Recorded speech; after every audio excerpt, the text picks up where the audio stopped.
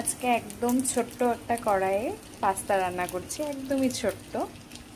তো পাস্তার রেসিপিটা একদম সিম্পল। তো আজকে তো নিরামিষ, মঙ্গলবার।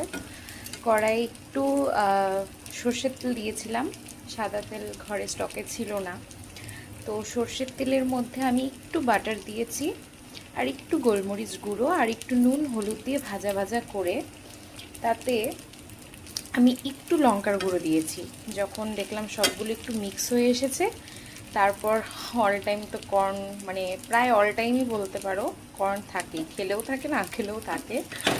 আর কর্ন দিয়ে ভাজা ভাজা করে তারপর পাস্তাটাকে সেদ্ধ করে নিয়েছিলাম একটু নুন আর একটু তেলে, যাতে লেগে না যায় সের জন্যই তেলটা দেওয়া, মানে পাস্তাটা সেদ্ধ করার সময়।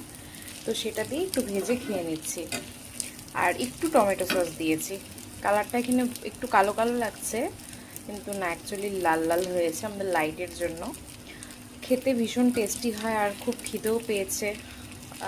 ভাত অনেকক্ষণ আগে খেয়েছিলাম, তো ভাবলাম এটাই করে খেয়ে নিই। ইদানিং আমি তো ম্যাগি চাউমিন খুব ভালোবাসি, তো একটু অ্যাভয়েড করছি।